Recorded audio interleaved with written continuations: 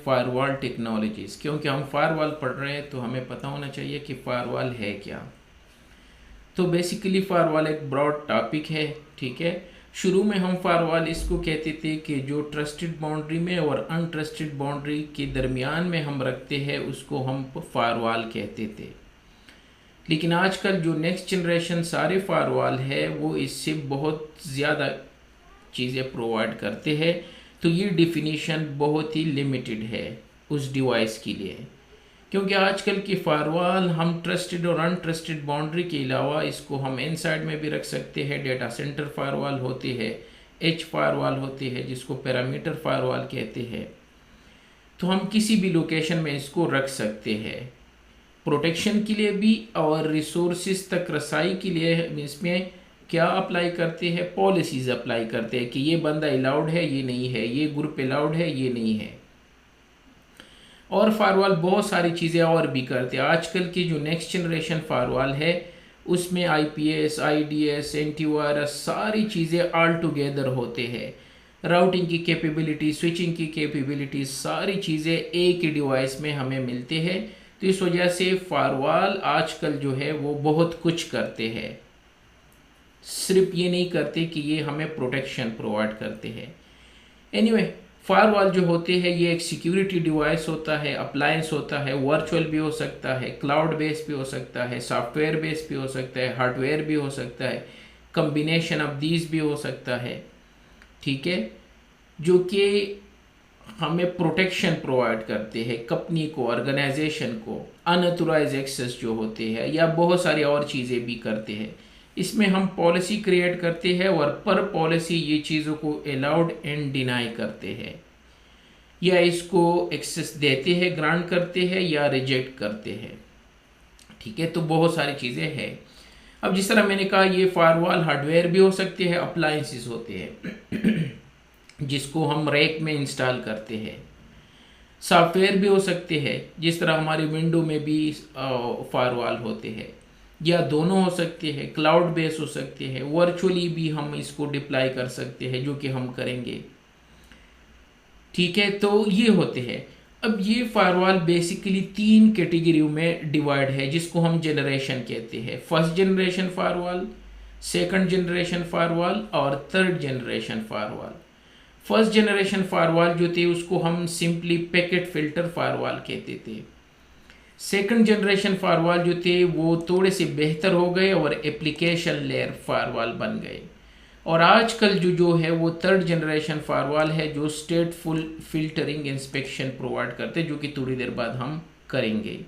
तो अगर simple definition कहें तो फायरवॉल एक ऐसा वॉल जो वॉल भी है और फायर भी है, जो आपको प्रोटेक्शन प्रोवाइड करते हैं, आपके घर को क्या प्रोटेक्शन प्रोवाइड करते हैं, आपके हाउस को प्रोटेक्शन प्रोवाइड करते हैं। तो ये तो है सिंपल डिफिनीशन जो कि आगे हम इसको देखेंगे। या गुड डेटा को या गुड पर्सन को या बैड डेटा को ये प्रोटेक्शन प्रोवाइड करते हैं और इसको डिस्टिंग्विश करके अलाउड या डिनाई करते हैं। लेकिन ये सिंपल डिफिनीशन है। दुनिया में बहुत सारे फायरवॉल है, उसमें से सबसे बेहतरीन टॉप 10 के फायरवॉल में से पालो अल्टो फायरवॉल है, चेक पॉइंट है, फोर्टीगेट फायरवॉल है, जूनिपर फायरवॉल है, सिस्को का फायर पावर है, ठीक है, इसी तरह और भी है। तो ये सबसे टॉप की फायरवॉल है और इसमें से जो फायरवॉल हम पढ़ रहे हैं वो 1 या 2 पे है। पालो अल्टो फायरवॉल सबसे बेस्ट और पूरी दुनिया में ज़्यादा यूज़ होने वाला फायरवॉल जो है वो पालो अल्टो फायरवॉल है, ठीक है, जिसके बारे में हम थोड़ी देर बाद पढ़ेंगे। अब आते हैं फायरवॉल की डिफरेंट कैटेगरीज चेक करते हैं। सबसे पहले है स्टेटफुल फायरवॉल। स्टेटफुल फायरवॉल, स्टेट का मतलब है कि ये मेंटेन करते हैं स्टेट की डिटेल को। किस तरह स्टेट की डिटेल को मेंटेन करते हैं? इसका मतलब ये है कि सपोज अगर आप अपने घर में रह रहे हो, अपने हाउस में, और आपके डोर पे सिक्योरिटी गार्ड है, ठीक है, और वो एंट्री करते हैं, किसी को अलाउड या डिनाई नहीं करते। या जिस तरह बैंक होते हैं, बैंक के डोर पे सिक्योरिटी गार्ड होते हैं। अब अगर आप अपने घर से निकलते हो, ठीक है, और कुछ मे बी ब्रेड वगैरह लाने या शॉप वगैरह जा रहे हो, और वापस आ रहे हो तो सिक्योरिटी गार्ड आपको नहीं रोकेगा, उसको पता है कि ये बंदा इस घर का है, ये अभी बाहर निकला था और वापस आ रहा है, 2 मिनट पहले निकला था, या सुबह सवेरे आप एक्सरसाइज के लिए निकले, किसी और चीज के लिए, तो वो सिक्योरिटी गार्ड इसकी डिटेल रखते हैं कि ये बंदा तो इस घर से अभी निकला था। इसी तरह स्टेटफुल फायरवॉल जो होते हैं, जब ट्रैफिक इनिशिएट होता है इन साइड से तो रिटर्न ट्रैफिक ऑटोमेटिकली अलाउड होता है, क्योंकि इस फायरवॉल के पास रिकॉर्ड होते हैं जिसको हम स्टेट टेबल कहते हैं, और हर नेक्स्ट जनरेशन फायरवॉल में ये एक खूबी होती है। इसमें इसके सीक्वेंस नंबर होते हैं, सोर्स एड्रेस होता है, डेस्टिनेशन एड्रेस होता है, source port, destination port, sequence number, acknowledgement के, फ्लैग के, सेशन की फुल डिटेल रखते हैं कि ये बंदा अभी यहां से निकला था तो return traffic automatically firewall allowed करेगा, और ये जबरदस्त चीज है। इस वजह से तो हमारे सारे फायरवॉल इस तरह हम पॉलिसी क्रिएट करते हैं कि इन टू आउट, लेकिन आउट टू इन के लिए हम पॉलिसी क्रिएट नहीं करते जब हमें सिर्फ अलाउड करना हो इनसाइड ट्रैफिक, क्योंकि वो इनफ है। रिटर्न ट्रैफिक ऑटोमेटिकली अलाउड होगा, वो सेशन टेबल चेक करेंगे, तो इसको कहते हैं स्टेटफुल फायरवॉल। जितनी भी फायरवॉल अभी हम पढ़ रहे हैं, लास्ट में हम जाएंगे नेक्स्ट जनरेशन फायरवॉल पे, जो कि पालो अल्टो है या बाकी फायरवॉल, उन सब में ये खूबियां होती है। तो सबसे पहला जो फायरवॉल है वो स्टेटफुल है, ठीक है।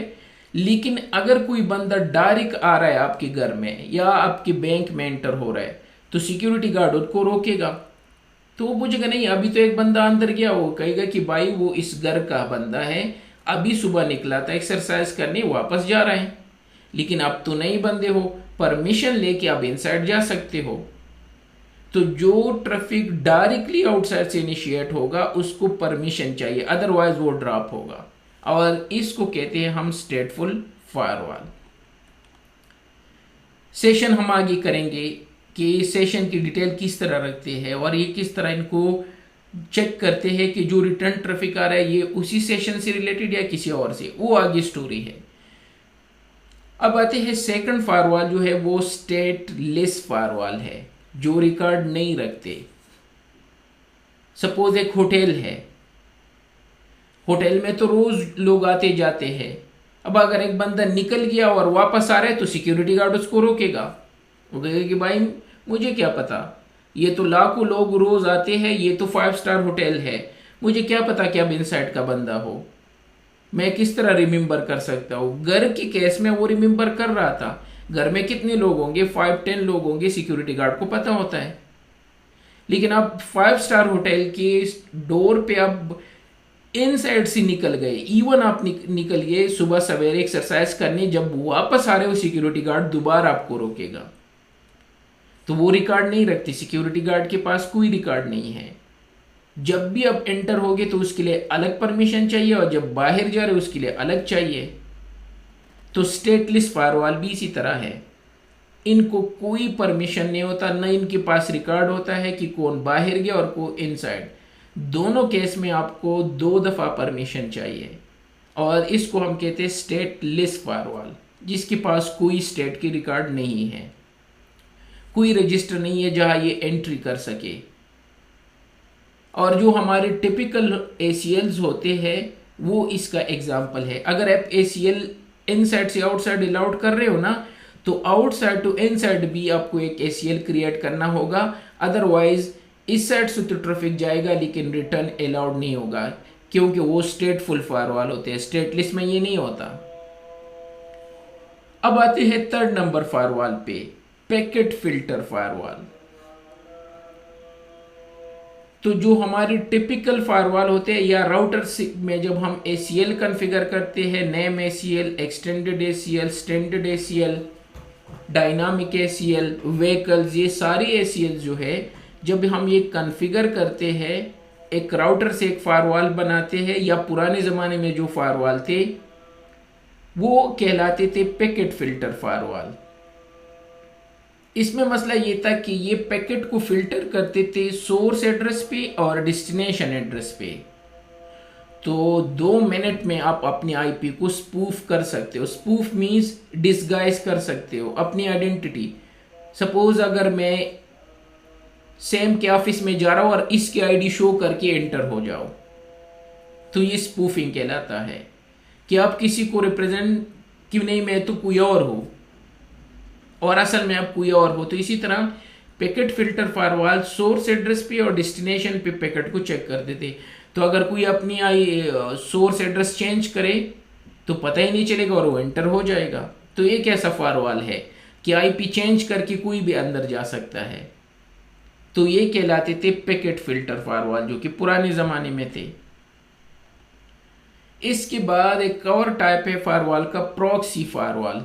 प्रॉक्सी क्या है? प्रॉक्सी इसको कहते हैं, अगर आपको पता है ना, जब हम स्कूल और यूनिवर्सिटी कॉलेजेस में थे तो अपने दोस्त के बिहाफ पे हम करते थे, अटेंडेंस लगाते थे, तो इसको प्रॉक्सी कहते थे। तो इनडायरेक्ट जो कम्युनिकेशन होता है इसको हम प्रॉक्सी कहते हैं। इसी तरह प्रॉक्सी फायरवॉल होते हैं। प्रॉक्सी फायरवॉल दरमियान में होते हैं, वो क्लाइंट की रिक्वेस्ट लेके, अगर क्लाइंट जा रहा है गूगल के पास, फेसबुक के पास, वो रिक्वेस्ट सेंड करेगा प्रॉक्सी फायरवॉल को, प्रॉक्सी जाके गूगल को सेंड करेगा। गूगल से जब रिस्पांस आएगा तो ये आगे क्लाइंट को देंगे। तो दरमियान में ये एज अ प्रॉक्सी काम कर रहा है, तो ये प्रॉक्सी फायरवॉल है। इसका फायदा एक यही है कि ये कैश में रखते हैं सारी चीजें। तो अगर कोई दोबारा गूगल पे जा रहा है तो रादर दिन कि ये गूगल को सेंड करे, ये अपनी कैश से उनको गूगल देगा, तो फास्ट होगा रिस्पांस। लेकिन सिंगल पॉइंट ऑफ फेलियर है, ये man in the middle type का बंदा है। तो अगर ये डाउन हो गया तो पूरा जो आपका लेन है वो एक्सेस नहीं कर पाएंगे इंटरनेट को, क्योंकि वो इसी के थ्रू कर रहा है। ये एक एजेंट है, तो एजेंट नहीं है तो आगे ये कम्युनिकेशन नहीं कर पाएंगे। तो आप फायरवॉल को एज अ प्रॉक्सी फायरवॉल भी डिप्लाई कर सकते हो, जो क्लाइंट से रिक्वेस्ट लेके आगे फॉरवर्ड करेंगे, आगे से लेके वापस क्लाइंट को देंगे। स्लोली एक और फायरवॉल का एक टाइप है, वो है एप्लीकेशन फायरवॉल। अब जो सोर्स एड्रेस की बुनियाद पे, डेस्टिनेशन की बुनियाद पे था, तो थोड़े से फायरवॉल डेवलप्ड हो गए और एप्लीकेशन फायरवॉल आ गया, जो कि लेयर 3 से जाके लेयर 7 तक पहुंच गया। वो तो सोर्स एड्रेस था लेयर 3, डेस्टिनेशन था लेयर 3। लेयर 7 में क्या है, एप्लीकेशन बेस्ड चीजों को चेक करते हैं, रादर दिन सोर्स पोर्ट, डेस्टिनेशन पोर्ट और सोर्स आईपी, डेस्टिनेशन आईपी। किस तरह? तो ये क्या करेंगे, ये एप्लीकेशन को, जिस तरह डीएनएस है, या मैं एक और जगह से ये शो करा देता हूँ। इस स्लाइड को मैंने एक और कोर्स में अपडेट किया था, तो अगर इसमें हो, जिस तरह डीएनएस की जगह हम 53 लिखते हैं ना, तो डीएनएस लिखेंगे। ये पैकेट फिल्टर फायरवॉल था जो मैंने अभी बता दिया। पैकेट में क्या है, सोर्स एड्रेस जो कि लेयर 3 है, डेस्टिनेशन एड्रेस लेयर 3 पे वर्क कर रहे हैं, और पोर्ट नंबर 53। एप्लीकेशन में हम अभी इस दफा एप्लीकेशन लिखेंगे, DNS, UDP, TCP, SMTP, rather दिन कि हम पोर्ट नंबर लिख के। तो ये थोड़ा सा बेहतर हो गया, जिसको एप्लीकेशन फायरवॉल कहते हैं। फिर इसके बाद एक और टाइप है पर्सनल फायरवॉल, जो हमारे अपने सिस्टम में होते हैं, एंड पॉइंट डिवाइसेस में होते हैं, बाय डिफॉल्ट कुछ होते हैं, कुछ हम इंस्टॉल कर सकते हैं अपने सिस्टम को प्रोटेक्शन करने के लिए, विंडो में, लिनक्स में, मैक में, सर्वर्स में। ये कहलाते हैं पर्सनल फायरवॉल। जिस तरह कैस्परस्काई का अपना फायरवॉल है, या विंडो के अपने बिल्टन फायरवॉल होते हैं, ये आ जाते हैं पर्सनल फायरवॉल में। इसी तरह एक और टाइप है, वो है ट्रांसपेरेंट फायरवॉल। ट्रांसपेरेंट फायरवॉल क्या है, जब आप फायरवॉल को एज अ लेयर 2 डिप्लाई करते हो, एज अ स्विच डिप्लाई करते हो एक नेटवर्क में, तो इसको हम ट्रांसपेरेंट फायरवॉल कहते हैं सिस्को की टर्मिनोलॉजी में। ट्रांसपेरेंट ये कि ये मीन्स दोनों साइड पे सेम सबनेट है, 10.1.1 और 10.1.1, just like a bridge role play कर रहे हैं। और ये उस केस में हम यूज़ करते हैं, सपोज एक ऑर्गेनाइजेशन ने कहा कि फायरवॉल डिप्लाई कर दो लेकिन आपने हमारे नेटवर्क को चेंज नहीं करना है, तो इट मीन्स ये प्लग एंड प्ले है ट्रांसपेरेंट, जस्ट प्लग कर दो जस्ट लाइक अ स्विच और पीसी और ये काम स्टार्ट कर देंगे। तो इसको हम कहते हैं लेयर 2 और या ट्रांसपेरेंट फायरवॉल सिस्को में। तो ये एक लाइक अ ब्रिज, हाँ कुछ चीज़ें काम नहीं करेंगे, जिस तरह क्योंकि वीपीएन वगैरह के लिए हमें लेयर 3 डिवाइस चाहिए, ये तो लेयर 2 बना दिया आपने, तो वीपीएन हो गया, नेटपेट हो गया, बहुत सारी चीज़ें काम नहीं करेंगे।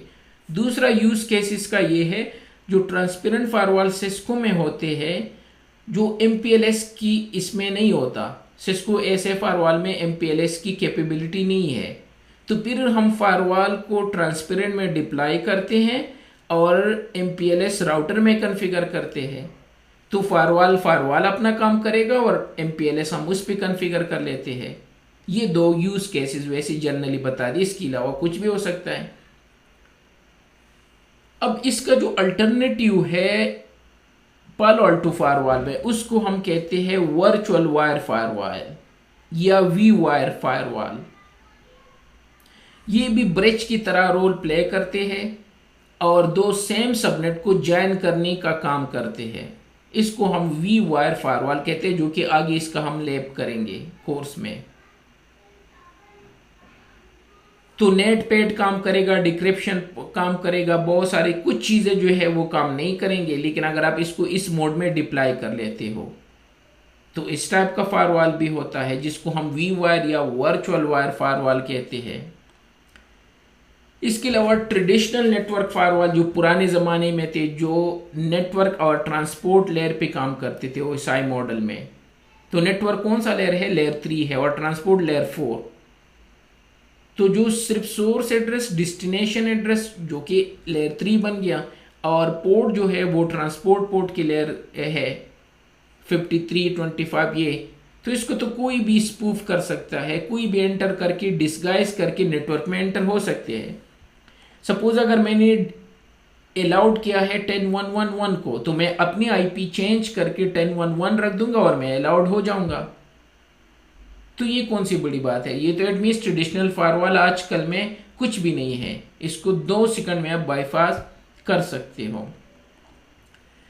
इसके अलावा जोन बेस्ड फायरवॉल, बेसिकली जो सिस्को के राउटर है, कुछ राउटर जिसमें ऑपरेटिंग सिस्टम सपोर्ट करते हैं, उसमें हम जोन बेस्ड फायरवॉल बना सकते हैं, उसमें हम जोन क्रिएट करते हैं। तो सिस्को राउटर को हम जोन बेस्ड फायरवॉल बना सकते हैं, तो एक राउटर फायरवॉल का रोल भी प्ले करते हैं, तो इसको हम जोन बेस्ड फायरवॉल कहते हैं। तो ये कदरे बेहतर है उन सारे फायरवॉल से, क्योंकि ये भी स्टेटफुल फायरवॉल की तरह वर्क करता है।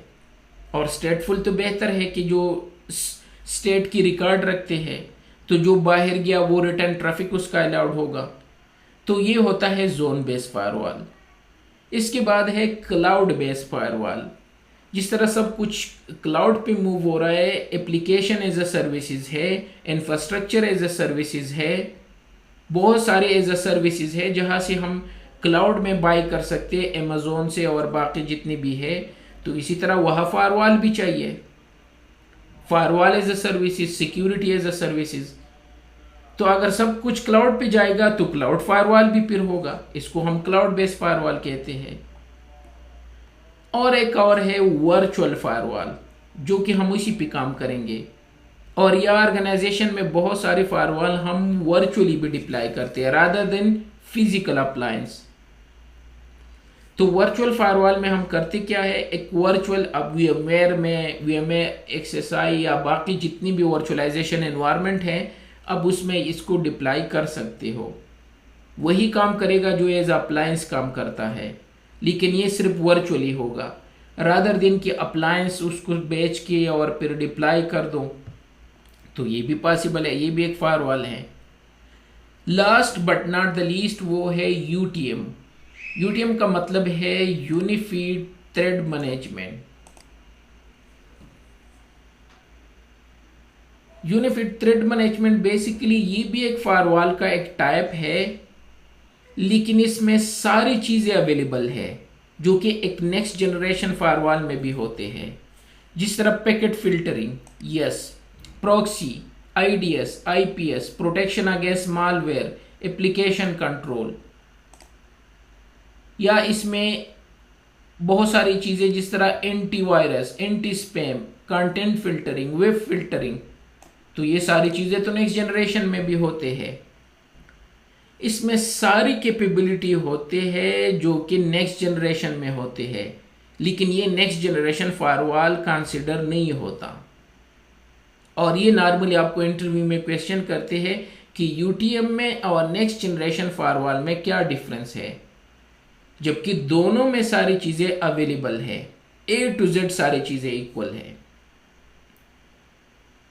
तो वो मैं बता देता हूं, और इसका एग्जांपल अक्सर मैं स्टूडेंट को देता हूं कि जब आप यूरोपियन कंट्रीज जाते हो या यूएसए या बाकी यूके वगैरह, और जो हमारे एशियन कंट्री इंडिया पाकिस्तान है, तो उन दोनों में अगर आप दोनों की बैंक में जाके देखो तो आपको आइडिया हो जाएगा।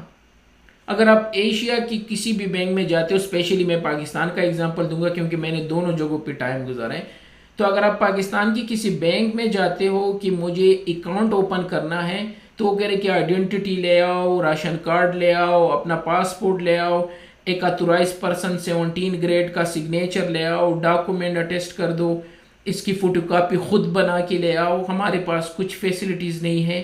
फिर कहोगे कि उस मैनेजर के पास चले जाओ, फिर कहेंगे उस काउंटर पे चले जाओ, वहाँ से वेरीफाई कर दो, फिर जाके कहेंगे कि उसके पास चले जाओ।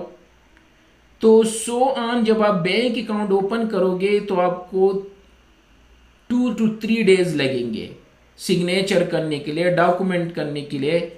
फोटोकॉपी मशीन जो बैंक में होगा वो 10 रुपीज़ की बजाय वो आपसे 100 रुपीज़ चार्ज करेंगे। या किसी एम्बेसीज में चले जाओ पाकिस्तान के, सेम यही काम होगा।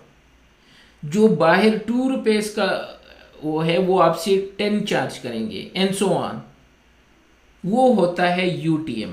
बैंक अकाउंट तो फिर भी ओपन हो जाएगा आफ्टर 2 डेज 3 डेज, आपको हेडेक दे के, अब थोड़ा सा डिस्टर्ब करके, लेकिन स्टेप बाय स्टेप। इसी तरह यूटीएम जो होता है, जब ट्रैफिक आता है तो यूआरएल फिल्टरिंग के पास जाता है, एंटीवायरस के पास जाता है, क्वालिटी ऑफ सर्विसेज प्रॉक्सी के पास, डेटा लीक प्रिवेंशन के पास, फिर आईपीएस आईडीएस के पास। 1 बाय 1 पाकिस्तान की बैंक अकाउंट ओपन करने की तरीके पे ये आपको तका के बाद में आपको सेंड करेंगे कि आप यस अलाउड हो या डिनाई हो। लेकिन सेम काम जब नेक्स्ट जनरेशन में हम करते हैं तो वो on the spot with in a minute हो जाता है, जो कि यूके बैंक अकाउंट है। जब आप यूके के बैंक अकाउंट में जाते हो, सेम मैं वहां भी गया था जिस तरह मैंने पाकिस्तान में ओपन किया था।